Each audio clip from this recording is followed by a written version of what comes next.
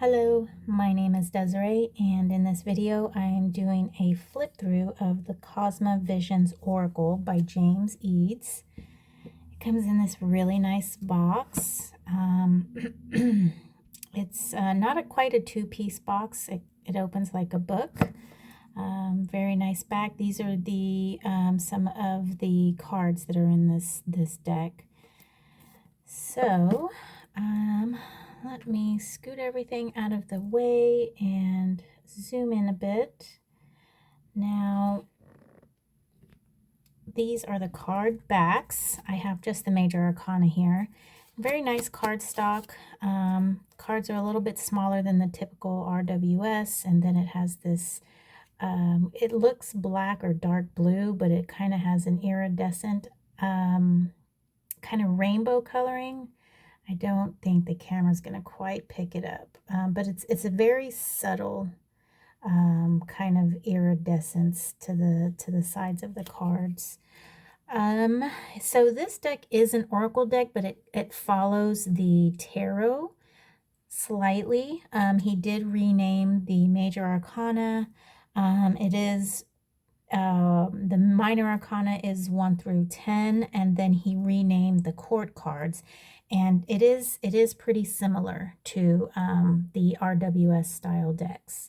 So I am going to read, so this video is going to be a little bit longer, so I'm going to read just a few lines from each description, and I also want to read a little bit about why he created this deck. So in his book, oh, this is the nice little guidebook. It is black and white, and it goes through each of the cards, and it has some spreads in it too, and then a nice introduction. So here is where I created this oracle to tell one story of what may happen in the space between lives, reimagined on the structure of the traditional 78 card tarot. The first 22 cards of this deck, the bordered Major Arcana cards, explore this journey of the soul with death at the beginning of it all. The oracle starts with the 5 alchemical birds, inspired by my father and his research on mysticism. These birds are thought to be representative of the few moments after death and the journey of the soul reconnecting to itself. After the 5 birds, we are taken to the spirit plane and are reminded of things once forgotten. It's after some time in the spirit plane that we choose a new life and a new vessel to experience life on earth yet again. Okay, and then I'll read that, oh, well, I guess I'll just read it now. We are then met with the Minor Arcana, 56 cards that all come together to tackle living a human life on earth. Once you get to know Cosma Visions, you will start to pick up the various ways it mirrors the traditional tarot cards.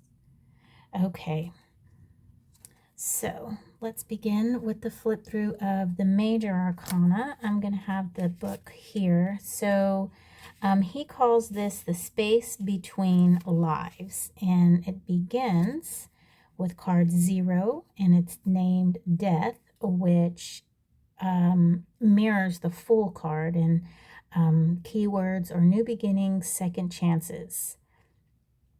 In the beginning, there is death. It is what we often fear.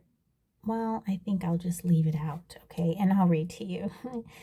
It is what we often fear most and know so little about. We imagine it as the soundless dark void where there is nothing everywhere.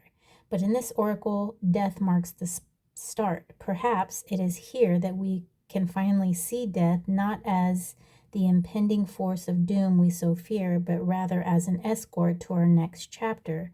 It is the end of a cycle, and a door opens for a new lifetime to unfold. So let's see. Beginnings can be restorative, and it is more often than not that we forget to realize the beauty in the infancy of things.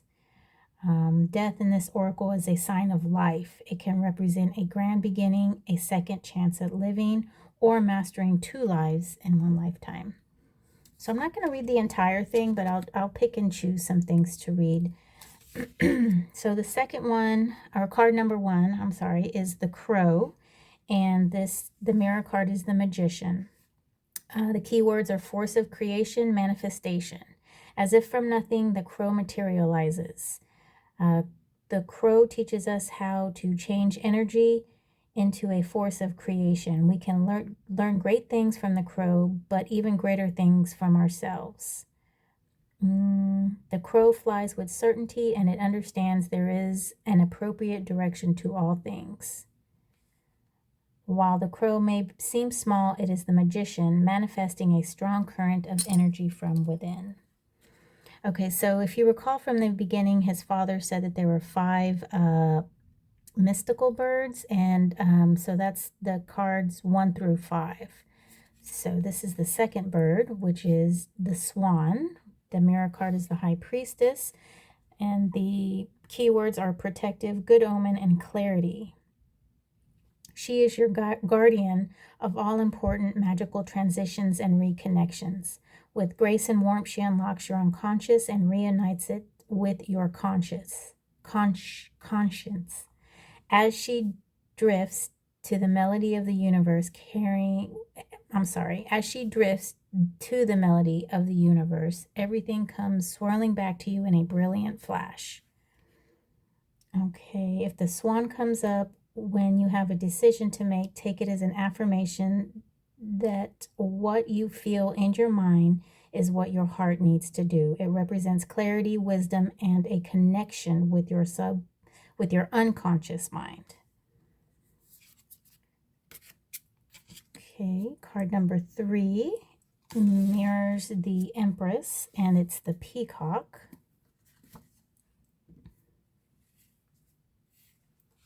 Trying to give you guys something nice to look at while I'm reading. Okay, so the keywords here are nurturing, merging opposites. When you come upon a glowing doorway in the middle of a shallow pool of water. Oh no, I added a word. So actually the sentence is, you come upon a glowing doorway in the middle of a shallow pool of water, period. The peacock sits atop the door, and its feathers cascade down with eyes that seem to follow your every move. It is a gatekeeper between the physical world and the spirit plane. The pulsating door within calls you towards it, and you step through, unsure of what to come. So now remember, you have just experienced death, and this is your transition. The peacock lives between 2 worlds. It is a reminder that it is possible to find a happy balance between things like work and love. This card is about nurturing yourself and finding peace in the world that you live in. Okay, so card number 4, which mirrors the Emperor, and this is called the Pelican. So the keywords are structure, control, discipline. The pelican is the first bird you encounter as you cross over to the spirit plane. It is the emperor of the unknown. The glowing scepter in its claws filters the world you see, and instead the pelican shows you what must be seen. It is the guide for yourself within yourself. It requests your deepest fears, sorrows, and pains to come to the surface. For some, only mere hours are spent with the pelican. For others, it can be years. The pelican essentially represents spirit plane boot camp. When you see the pelican, ask yourself if you are avoiding something that needs confrontation in order for you to move on. So card number 5 is the Phoenix, which is the mirror card is the Hierophant, and the keywords are spirituality and oneness. You notice a fiery streak zipping across the space beyond you. You call upon the Phoenix, and it soars in the sky like a delicate explosion. With these memories guiding, let me see, I should read this sentence. The Phoenix contains traces of all of the goodness you have engendered in your life. With these memories guiding the giant bird, it dances in the sky in true freedom. If the Phoenix appears, it is time for celebration as you are approaching a new awakening, an internal holiness with the self. Do not become too rigid in your expectations. There is an undeniable natural changeability that will happen within the self. Okay, now we have gone to the Soulmates card.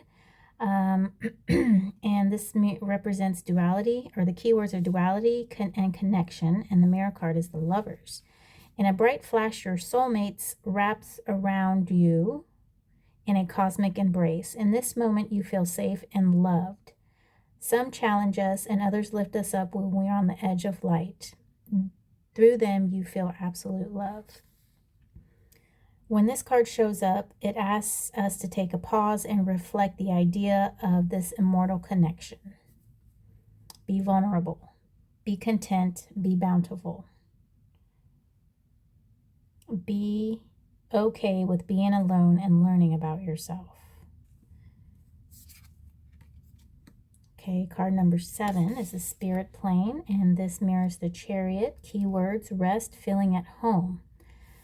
The Spirit Plane pulses with a warm magic that feels like home. The light here is a greenish hue, but feels warmer and brighter than any on earth. A constant melody seems to follow behind each orb of light that floats by you. Life here is blissful, but without the bad, it is difficult to discern the good. Let's see. Appreciate the skills you have acquired and who you've become already in this up to this point. Then take these feelings and that internal power that you have acquired and hold on tight, because this next chapter is only the beginning. This card is about becoming who you are and feeling at home with yourself and your surroundings. Okay, card number, actually I'm just going to put these to the side and keep this here. That might make this visually more clean.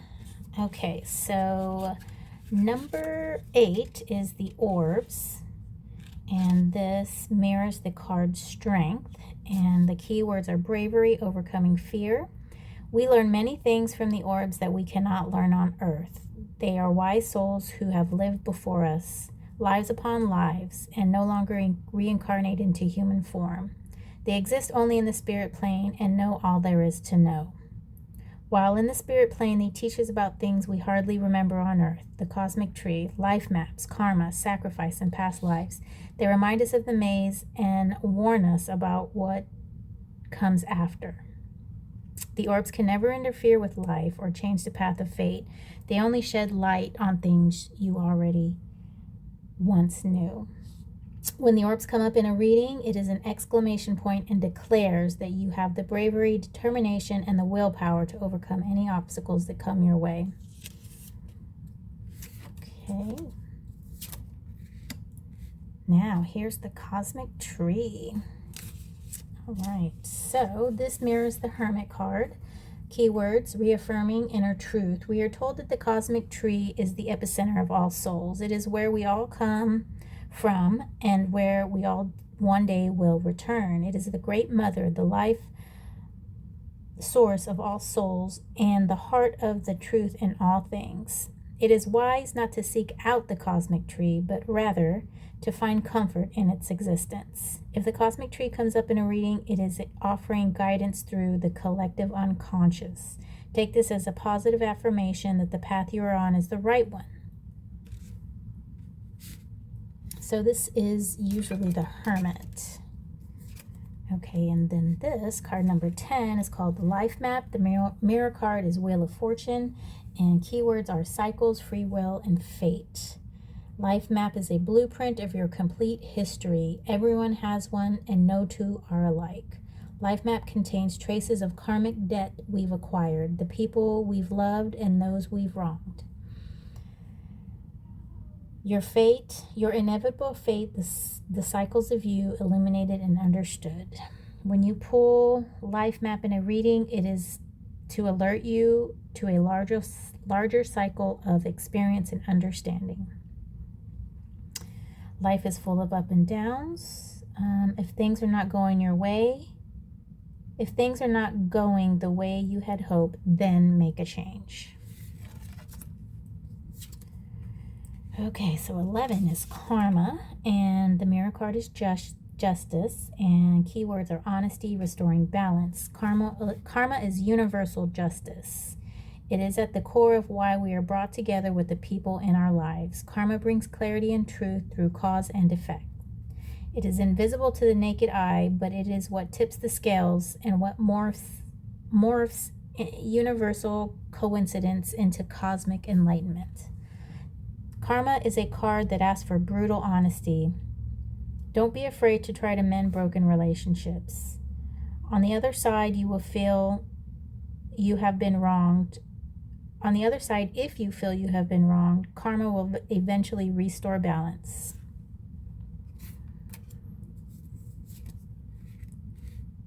Okay, card number 12 is Sacrifice. And the mirror card is the Hanged Man. Letting go of control and moving on are the key words. Embedded in the weightiness of karma is sacrifice. It is the tough part of letting go of something you hold dear. But from the orbs, we learn that sacrifice is sometimes necessary in order to move through things. Sacrifice comes up in a reading when it is time to let something go. Letting go of something is never an easy feat, but know that from sacrifice comes love and understanding. Those are very true words. Okay, then card number 13. Mirror card is Death. The keywords are expansion and awareness. Most of the important lessons learned in the spirit plane is of past lives. It can be easily forgotten on earth, but it is crucial in understanding the journey of the soul. In each of these lives, you have overcome obstacles and learned invaluable lessons that have given you the perspective that holds you today. Each past life you have lived influences the decisions and events in your current life. Your past lives are entangled in each choice you make. You pulled this card to draw awareness to this. You are constantly expanding. New cycles are beginning and ending all at the same time. Take this spiritual lesson and let it shift you into the effervescent soul you wish to be. Oh, and this mirror card is the Death card for past lives. Okay, we've got card number 14, which is the Maze, and Temperance is the mirror card. Keywords are compromise and adjust expectations. You find yourself alone in the maze, an endless labyrinth of corridors and spirals that lead to many, many outcomes. There are great lives you are meant to live buried deep in the maze, but you'll eventually have to walk towards one that calls your name, or you can spend your lifetime walking in vain.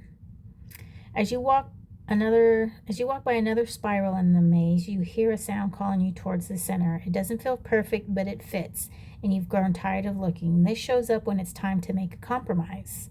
Expectations do not always meet reality, and that is just a fact of life. Take the middle road and celebrate that you made it out of the maze at all. Wow, okay. This deck is deep.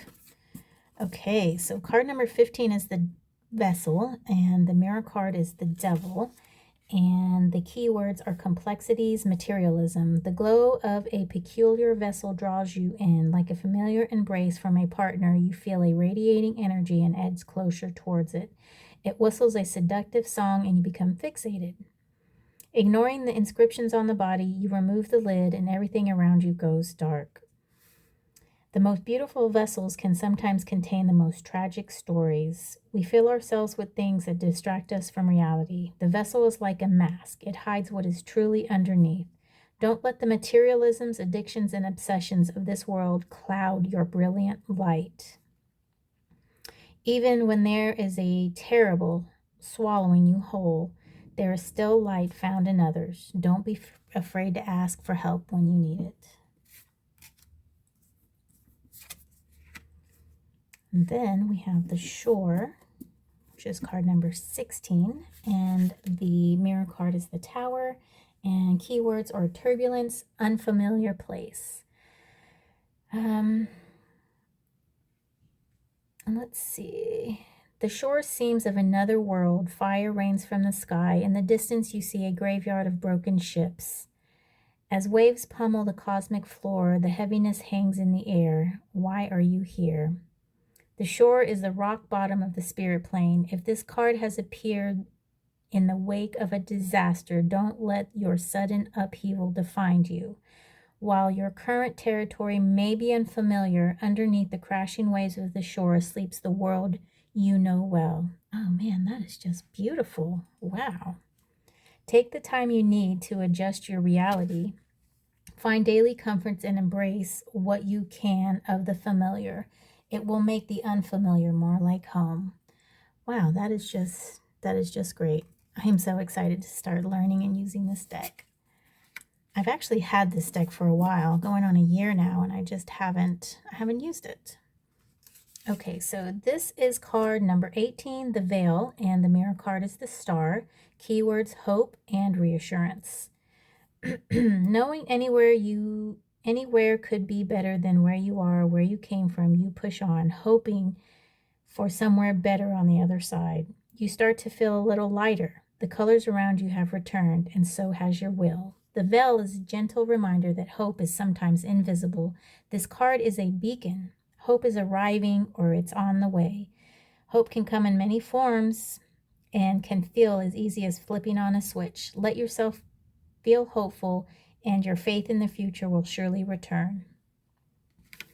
Awesome. So this is your way through the shore.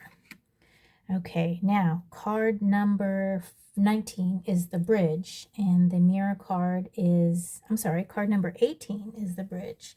The veil is card number 17. The mirror card is the moon.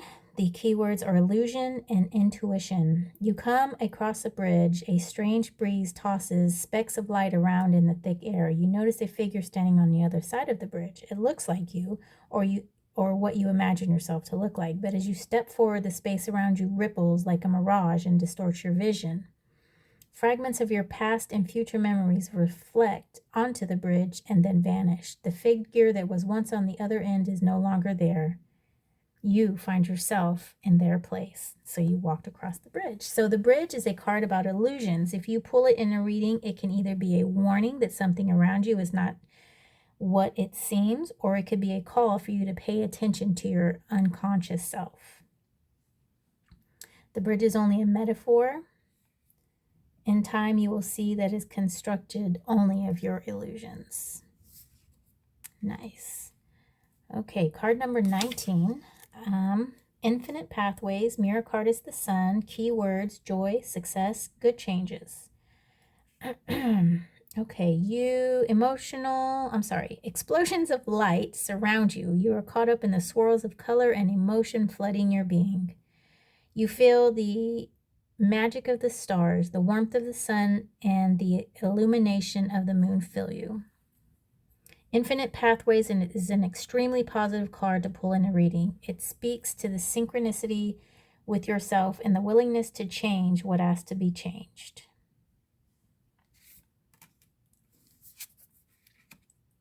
Okay, so card number 20, the unknown. Mirror card is judgment. Keywords are reflection, reckoning, awakening. Okay, you are unsure of what happens now or what comes next. You don't want to leave where you are, but the time has come to move on to the unknown again. The unknown symbolizes the exterior forces we encounter in our lives that push us into unfamiliar and sometimes unwanted directions. The unknown will awaken you before you're ready, so you must learn to move with it. It is what creeps in on lonely nights and makes you question what you know to be true. The reckoning is meant to test you, but you will come out on the other side awakened and invigorated. Okay, card number 21. This is called Life on Earth. The mirror card is the world. Keywords are fulfillment and harmony. Okay, let's see. This new life. Okay, let's see. Okay, let me just read the whole thing.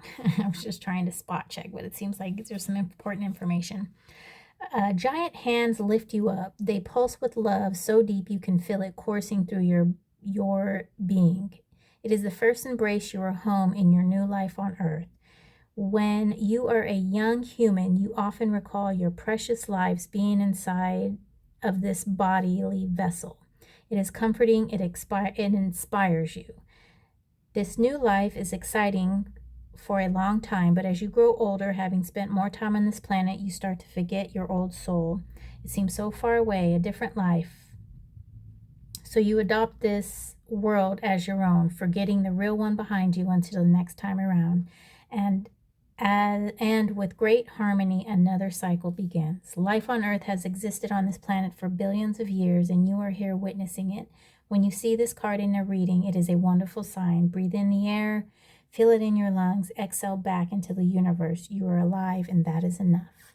Okay, so with this card, it brings us to the Minor Arcana. But before we get there, James Eads has given us an extra card, and it's called the Dream World. And keywords are reconnection, perspective shift.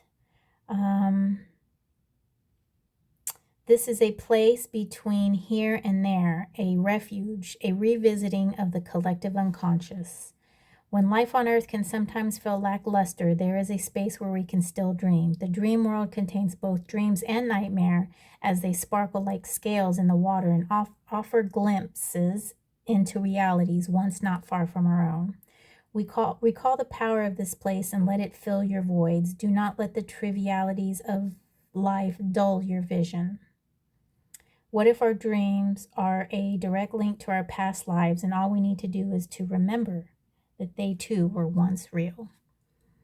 Okay, so that ends of the Major Arcana. Now we're going to do the Minor Arcana. And these cards are special because they all they make a big picture. And I don't know if I'm going to be able to get this big picture in frame. Maybe if I scoot things over. I'm sorry if you like this pretty setup. Perhaps we can still kind of keep it here. Okay, so this is the Minor Arcana, and it's called Life on Earth. So we've gone through spirit world, the spirit plane, and now we've reached the Minor Arcana. Let's see. Life on Earth takes us to the next 56 cards. These cards explore what it means to be a soul experiencing life on Earth. All right, so the first is the Embers, and this is the fire. The fire. So it takes place as the wand. So we've got the Ace of Embers here. Element is fire. Signs are Aries, Leo, Sagittarius. I'm not going to read from here. I'm just going to read the keywords. So the keywords for Embers is creativity, destruction, foresight, and protection. The element is fire, and like I said, the signs are Aries, Leo, and Sagittarius. So this is the Ace of Embers, and its keywords are creation, willpower, inspiration. Then we have Two of Embers. You see how they connect here? Let's see. Keywords are planning, deciding, leaving home. Three of Embers. Looking ahead, rapid growth. So this kind of mirrors the Rider-Waite-Smith. Four of Embers, community, home, celebration. Five of Embers. Oh, let me get over there. Oh, that's kind of a sad card. Okay, destruction, conflict, and struggle. Six of Embers is victory, minor success. Seven, we have self-preservation and defense. So I'm going to have to go underneath. Then we have Eight of Embers, which is rapid action, quick decisions. Nine of Embers is resilience, grit, and last stand. And then the 10 of Embers is accomplishment and responsibility. Okay, now with the court cards, they too have been renamed. And I think I'll just go through the court cards as a separate entity. They're separated in the book as well. Okay, so that's the aces. I'm sorry, that is the suit of fire. And now we go on to water. And so he has renamed these the Dance of Lotuses.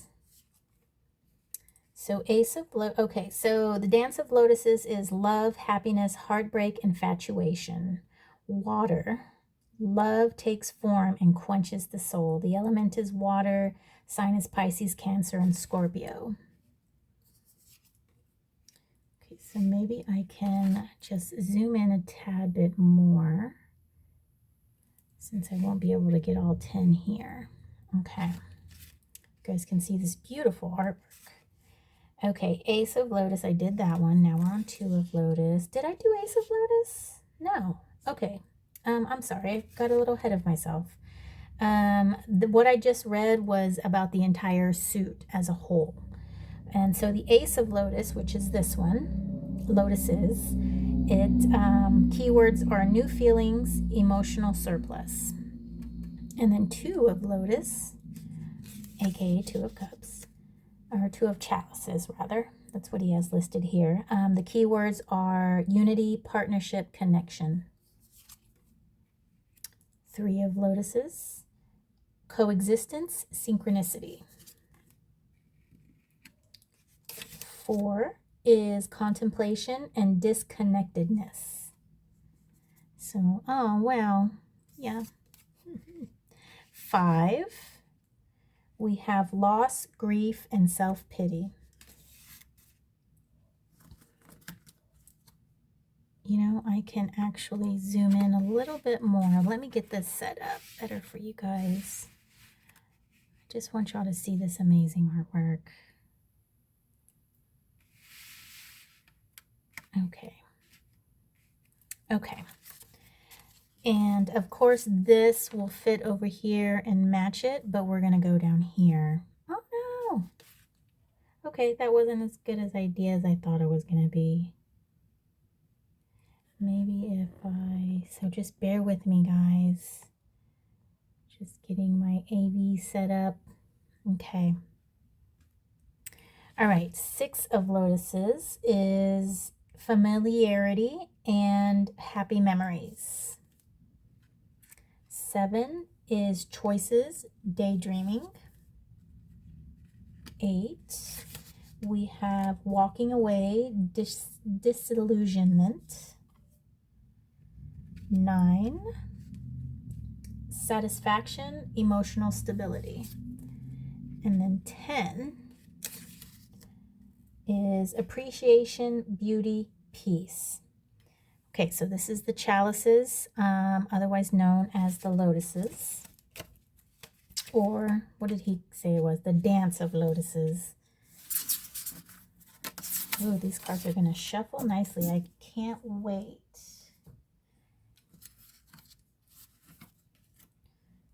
Okay, and then, so I usually do air. Actually, air is next. Okay. So, let's put air here. Okay, so this is the flight of birds. Absence, loss, clarity, truth. Air, it directs the breeze and guides the mind to enlightenment. The signs are Libra, Gemini, and Aquarius. So here's the Ace of Birds, which means breakthrough, clarity. 2 of Birds, wasted energy, unfocused. 3, oh, here they are. This is the three of Swords. That card just always makes me so sad. Because, yes, obviously, for obvious reasons. Heartbreak, suffering, grief. 4 of Birds, restoration, contemplation. 5 of Birds, Ambition, win at all costs. So let's see, that connects beautifully right there. 6, out of control, leaving behind. 7, obstacle, tactics, strategy. 8 is entrapment, self-victimization. 9, anxiety and hopelessness. And then 10, we have difficult ending and betrayal.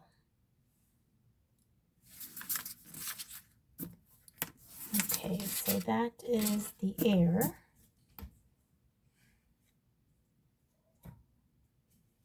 And now we have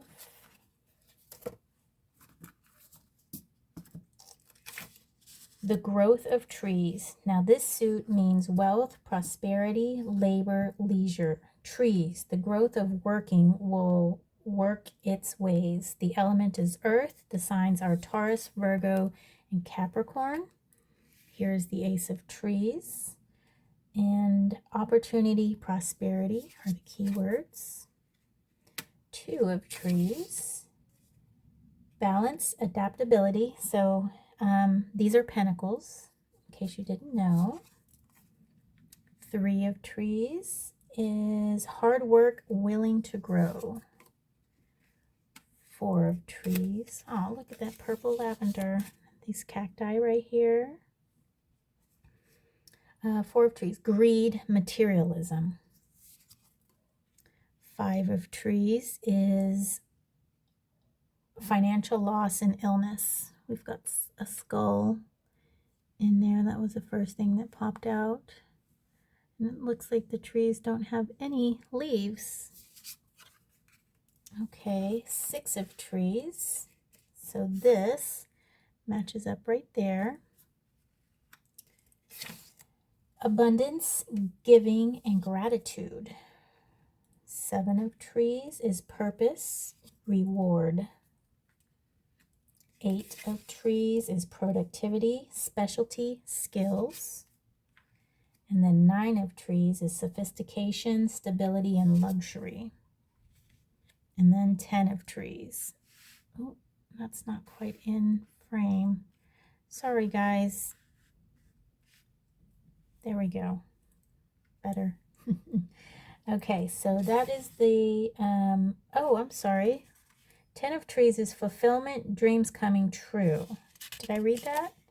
And 9 of Trees is sophistication, stability, and luxury. So that's 9 and that's 10. So that does show luxury, sophistication.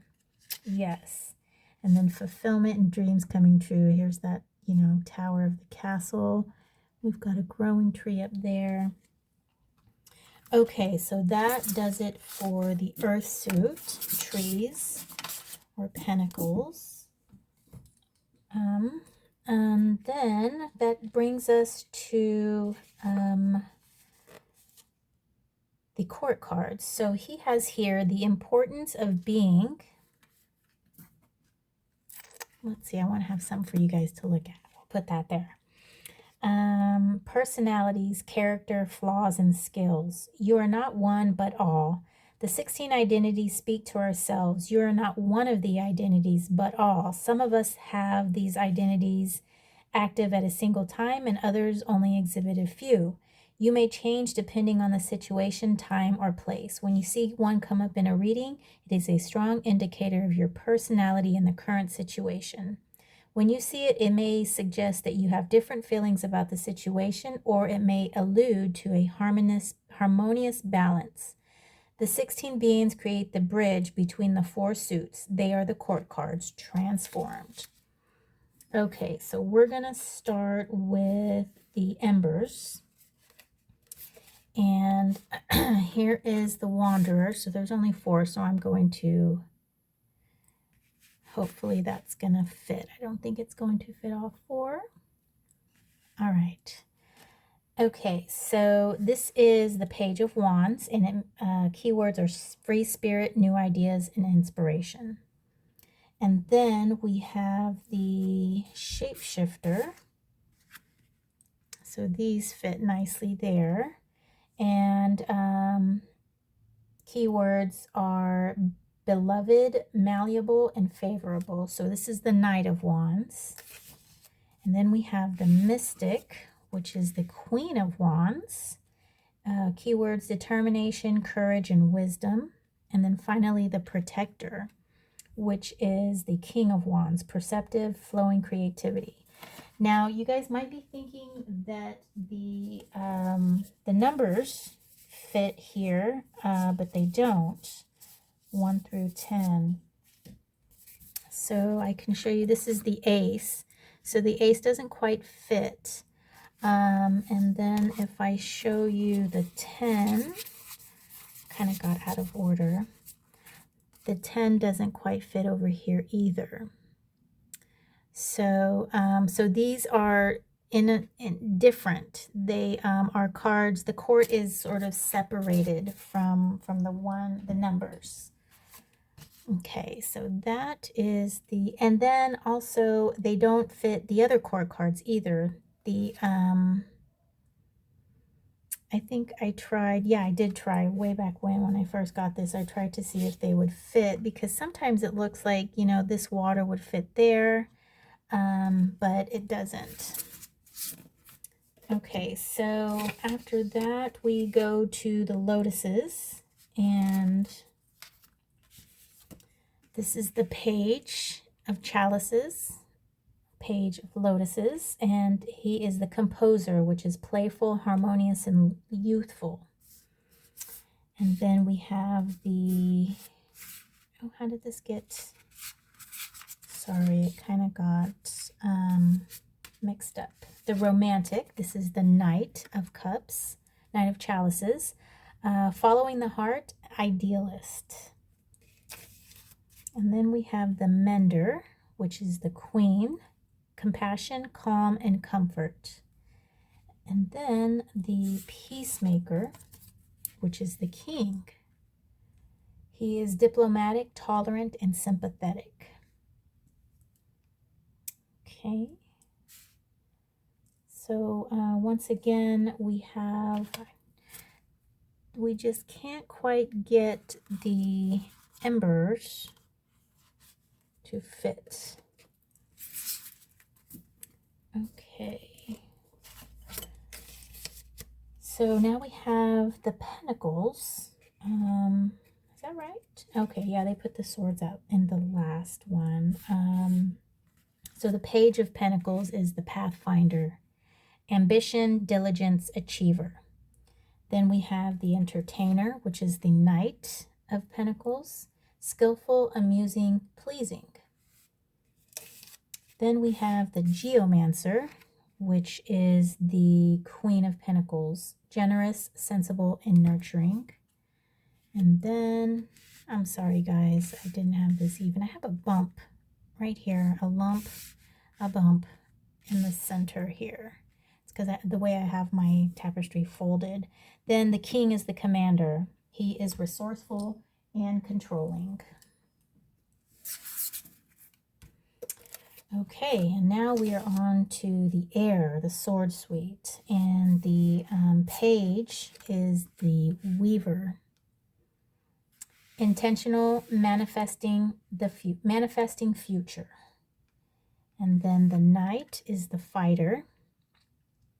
Impulsive, vengeful, quick to act. And then the Dreamer is the Queen. Perceptive, complex, and clairvoyant. And then the Elementalist is the King. And clear-minded and empowered are his keywords.